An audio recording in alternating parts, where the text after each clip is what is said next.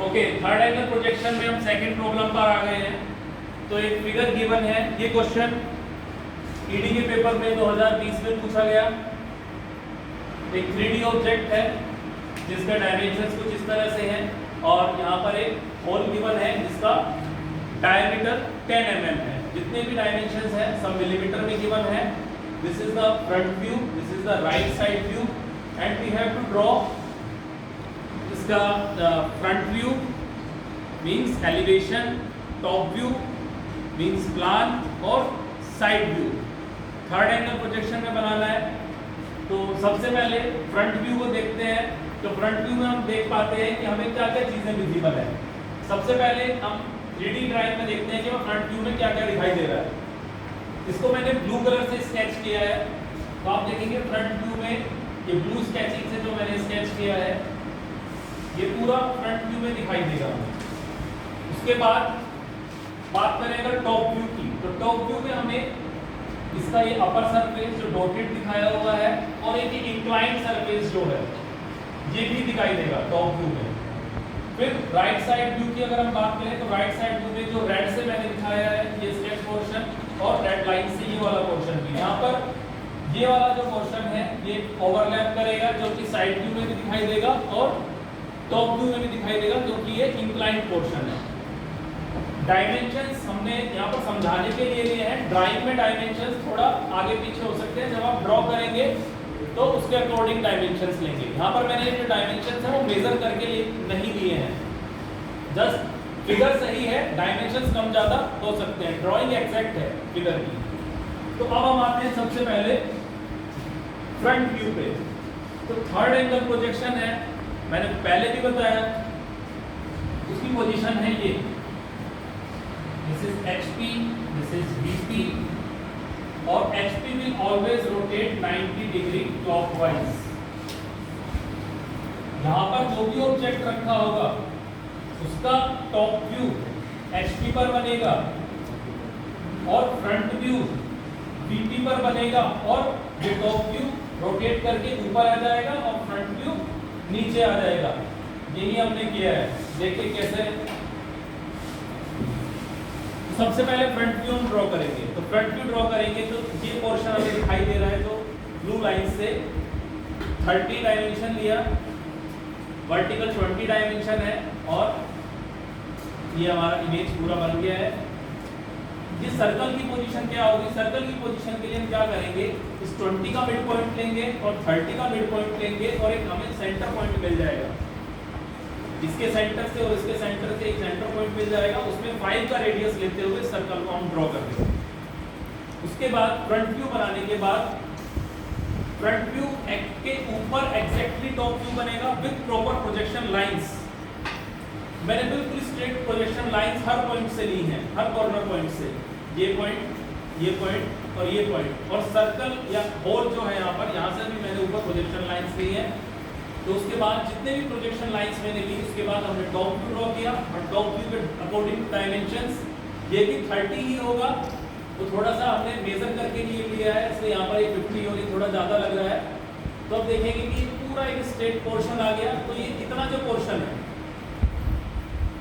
इतना पोर्शन है ये वाला टॉप व्यू में और ये पोर्शन है इधर वाला जो इधर हमें विजिबल है। इसको मैं थोड़ा ओवरलैप करने के लिए रेड भी हल्का मार्क कर सकता हूं कि ये ओवरलैप्ड पोर्शन है।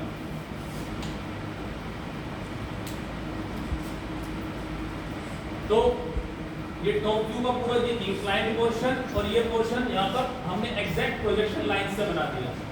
अब ये होल है, फ्रंट व्यू में तो क्लियरली विजिबल है, लेकिन जब टॉप से देखेंगे तो ये अंदर इसमें पूरा ये ऊपर से देखने पर एक हिडन पोर्शन है।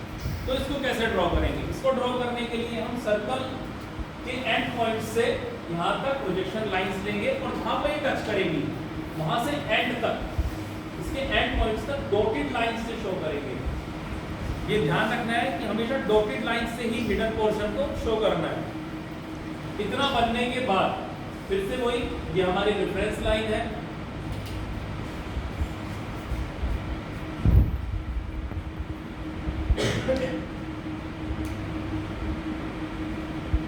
रेफरेंस लाइन के यहाँ पर ये प्रोजेक्शन लाइन ने रेफरेंस लाइन को इंटरसेक्ट किया, यहाँ से हम 45 डिग्री पे एक लाइन लेंगे। 45 डिग्री पर लाइन लेने के बाद, अच्छा कई बार यहाँ पर आप कंफ्यूज हो सकते हैं कि सर 45 डिग्री आपको नीचे क्यों नहीं दिया। आप ये टॉप व्यू की तरफ ही लें, 45 डिग्री की लाइन आप टॉप व्यू की तरफ ही लें। जब आप फर्स्ट एंगल में बनाएंगे तो नीचे की तरफ लेना, ठीक है। तो टॉप व्यू की तरफ आप 45 डिग्री पर लाइन लेंगे, टॉप व्यू से प्रोजेक्शन लाइंस हॉरिजॉन्टल इस पे मार्क करेंगे और जहाँ पर इंटरसेक्ट करेंगी वहाँ से वर्टिकली डाउनवर्ड स्ट्रेट लाइंस खींचेंगे। जो फ्रंट व्यू है वहाँ से हॉरिजॉन्टल लाइंस हर पॉइंट से, ये पॉइंट और ये पॉइंट सभी से लाइंस लेंगे, ठीक है। तो आपको कॉर्नर पॉइंट्स मिल जाएंगे राइट साइड व्यू। फिर से एक चीज मैं बता देता हूँ कि थर्ड एंगल प्रोजेक्शन में साइड व्यू अगर हम ड्रॉ कर रहे हैं तो फ्रंट के साइड में बनेगा, ये ध्यान रखना है। और राइट से देख रहे हैं तो राइट में ही बनेगा। किसके राइट में? फ्रंट व्यू के राइट में। कॉर्नर पॉइंट्स हमें मिल चुके, इनको हमने ज्वाइन कर दिया, तो ये हमें पूरा इसका राइट साइड व्यू मिल गया। स्केच से भी दिखा सकते हैं जिससे कि और इजी हो जाए।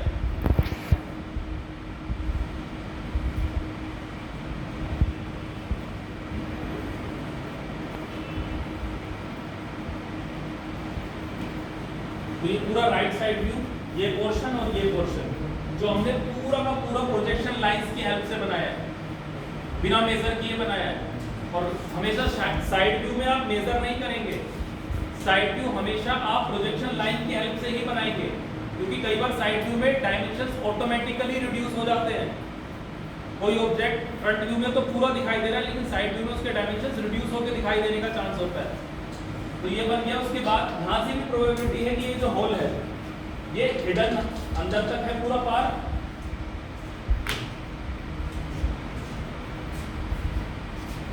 तो ये कैसे विजिबल होगा साइड व्यू में? तो हमने इस होल के एंड पॉइंट से फिर से प्रोजेक्शन लाइन साइड व्यू पर डाली और देखा कि ये कहाँ पर इंटरसेक्ट करता है, और हमने यहाँ से डॉटेड लाइंस ड्रॉ कर दी। तो ये साइड व्यू में भी हमने होल को हिडन लाइन से दिखा दिया और टॉप व्यू में भी दिखा दिया। फ्रंट व्यू में ये क्लियरली विजिबल था। तो एक 3D ऑब्जेक्ट है, उसको हमने थर्ड एंगल प्रोजेक्शन में ड्रॉ किया है। सबसे पहला स्टेप होता है कि हम रेफरेंस लाइन ड्रॉ करें। उसके बाद का स्टेप आता है कि हम फ्रंट व्यू ड्रॉ करें। फ्रंट व्यू ड्रॉ किया, फ्रंट व्यू की प्रोजेक्शन लाइंस लेते हुए हम टॉप व्यू ड्रॉ करेंगे। और सबसे पहले फ्रंट व्यू में पूरा इमेज आ जाता है हमारे सामने, एग्जैक्ट इमेज, और जो प्रॉपर डायमेंशंस के साथ ही बनाना है। उसके कॉर्नर पॉइंट्स को प्रोजेक्ट करते हुए अपर प्लेन पर टॉप व्यू बनाएंगे। टॉप व्यू बनाने के बाद रेफरेंस पॉइंट से 45 डिग्री पर एक इंक्लाइन लाइन खींचेंगे। उसके बाद टॉप व्यू के कॉर्नर पॉइंट से हॉरिजॉन्टल लाइंस लेंगे। फ्रंट व्यू के कॉर्नर पॉइंट से भी हॉरिजॉन्टल लाइंस लेंगे। ये हॉरिजॉन्टल लाइंस इस लाइन 45 डिग्री वाली लाइन को जहाँ पर इंटरसेक्ट करेगी वहाँ से वर्टिकली डाउनवर्ड लाइंस लेंगे। जहाँ पर इंटरसेक्ट करेंगे वहाँ पर हमें कुछ पॉइंट्स मिल जाएंगे। फिर हम साइड व्यू को रिव्यू करते हुए इन पॉइंट्स को जोड़ देंगे और हमें साइड व्यू भी पूरा का पूरा मिल जाएगा। तो इस तरह से हम इस ऑब्जेक्ट का एक पूरा ऑर्थोग्राफिक प्रोजेक्शन बना पाए। Thank you.